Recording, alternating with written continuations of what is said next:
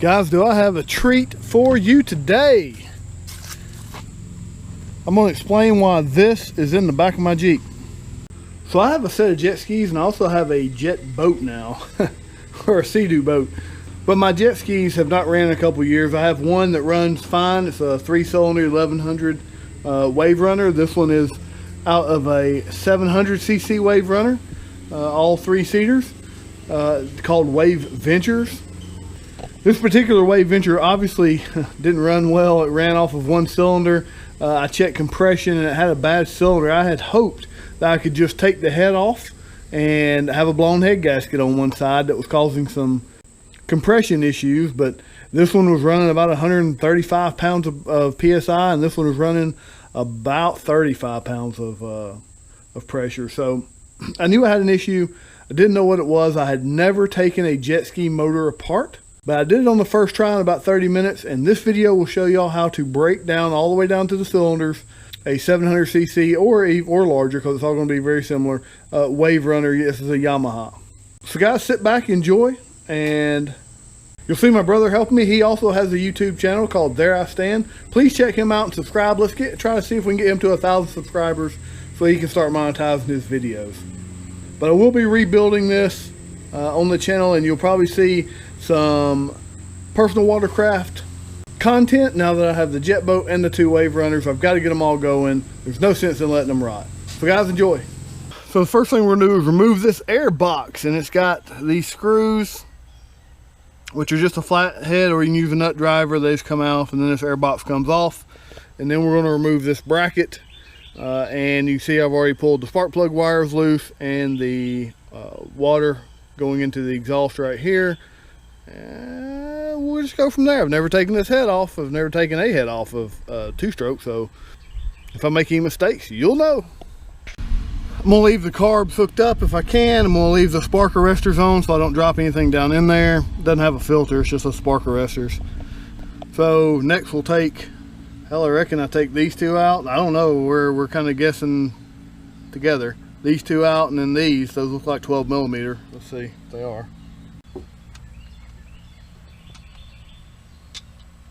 The head bolts are 12mm, these are bigger. 14mm. After getting this bracket off, all I've got to do is take these head bolts off. They shouldn't be on with very much torque. I've loosened all of them, but this one I'm going to see if I can get in there with a little bit smaller ratchet, but I may have to loosen this and back it up a little bit to get to that one. I'm not sure. I hope not. I didn't have to for this one, but that's rubber and this isn't. So guys, I went ahead and took the 2 bolts off right here and right here. Those 2 just hold the plate between the carb and the oiling plate. Now I'm fixing to take this oiling plate off. They come off with these 6 bolts. Those are just 10mm. And once you do that, you should just be able to pick this up. There should be 2 hoses run to it, or 1 hose per cylinder if you're doing a 3-cylinder model. Just take those hoses off. This plate will come off. This plate will come off. Then we'll get these water lines off. And you can see I already took the clamp off that one. This just has a zip tie. We're going to cut that off, pull them off, and the head should lift off, I think. Like I said, I've never done this. We'll find out. What it looks like with the head off. See, the pistons from the top look pretty similar. They don't show any definite signs. The head gasket stayed with the head when we pulled it off. And you can see neither side of the head gasket shows any breaks, any tears. It'd be pretty obvious. You'd see an actual blowout on this metal part, and you would see exhaust. You'd see where it'd be burnt, where the exhaust would be escaping out the head instead of out the port. So that head gasket's good. Obviously, it has to be replaced now, but the head gasket was good. The head's fine. Of course, these don't have valves or anything in them, so the head's fine. Shouldn't need to be resurfaced because, again, the head gasket didn't blow, so the head didn't get warped whenever it got hot. What did happen though is when this stopped oiling, you can probably see the scoring, hopefully, if there's enough light, but there's scoring real bad right there. And if you never looked at a piston, don't know what scoring looks like, any real stripes going up and down in the piston is scoring. Where any imperfection you feel with your hand is scoring. If you want to compare it to a good cylinder, you can just slightly bump the starter and get and you can see this one's perfect with no imperfections whatsoever. So this cylinder's bad. and then I'll need to replace the actual jug that the cylinder rides in, the cylinder walls. So this whole piece will come out as a whole, so we're fixing to take it loose. First thing we got to do is get the exhaust out of the way. Take that band clamp off, that band clamp off. There's 2 bolts here, and I think there's 2 bolts underneath it with a bracket that goes down to a single bolt. So just take the bracket and all off. I have to reach under there and make sure. But once we get this out of the way, we can take the top end of the cylinders off and actually try to replace it with one of the, and whoops, don't drop anything down your cylinders. To replace just the cylinder. At this for about 30 minutes. You can get to this point in about 30 minutes easily. To take this off of this particular model, which is a Wave Venture, this is the 700. Take this band clamp off, this band clamp off. Make sure you don't lose them. And once you take these 2 bolts off, there's not a 3rd bolt underneath it. You just have to really wiggle and pull back, and eventually just pop out of there. Now we've got the exhaust manifold. It has a solid piece in it, so this can't be removed necessarily. You can remove that rubber piece, but you still have a solid piece there. You take this exhaust manifold off with these bolts. There should be 8 of them, 4 on each side. And then we can get to the main bolts holding the top end into the crank. Took out all 8 bolts of the exhaust manifold, and I've never done this, so at least on one of these. And that thing ain't budging. I'm not sure if it's held on to anything else. The starter's down there. I don't want to damage the starter. So we're going to go ahead and take the 6 bolts out of the top end and see if the exhaust housing or the exhaust manifold will just lift up with the top end. How's that, Murray? Hello, guys. Hi, guys.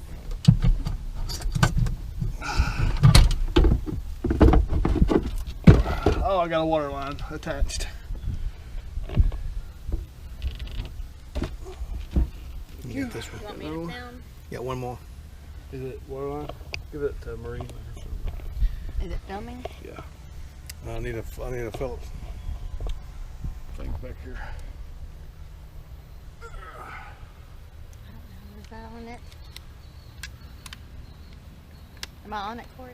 I don't know. That's what he said.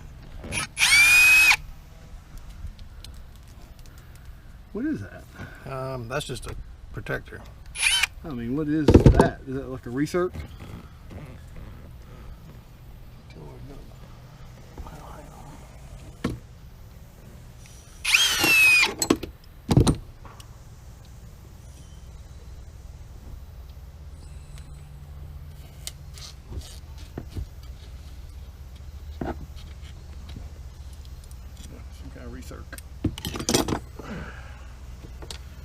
Stories you don't have to take the exhaust manifold out to get the top off. So what you want to see is there any play, and it's going to be hard to tell, but is there any play in the rod bearings? You have one cylinder that has high compression and one that has low compression. You can damage the rod bearings on the high compression side. Look at that, the rings. There you go. Yeah, you can see right here. Half the ring's missing. Yeah, that's in bad shape right there.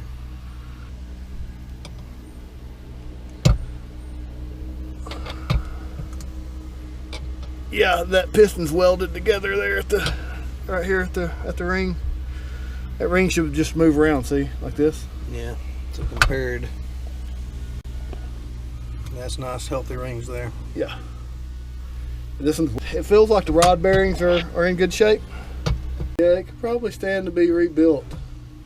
So here's a clearer version, or here's a clearer picture of why this piston's bad.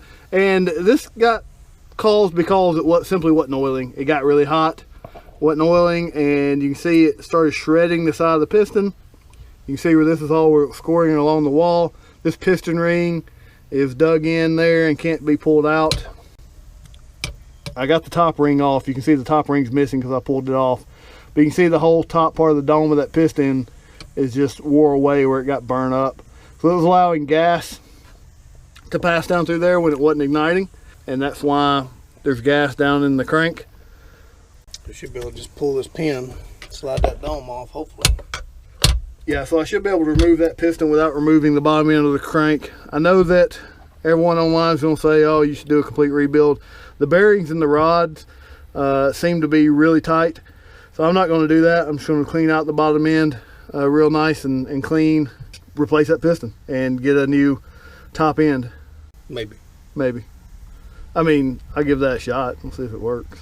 Guys, now that we're done tearing this thing down, here is the carnage. I would love to show you the fix, but I do not have the parts to fix this, so I'm going to have to go buy the parts. Clearly what happened was this, these are actually backwards, I believe. Let's see, yeah, that cylinder goes to the front, this one's to the rear. Now that we're out in the sunlight, you can really see the oblong shape of this cylinder. So this cylinder was the one that wasn't oiling. See, it is smoked. I took to even get the cross pin out. I had to hammer the cross pin out, whereas those cross pins should just slide in and out because they're only retained with a simple snap ring on each side. It's got this little indentation that allows you to pull that snap ring out really easily. Bearings for the rod is still good on top, and the rod bearings on the bottom are still good, so I'm not going to have to do a bottom end rebuild, just a top end.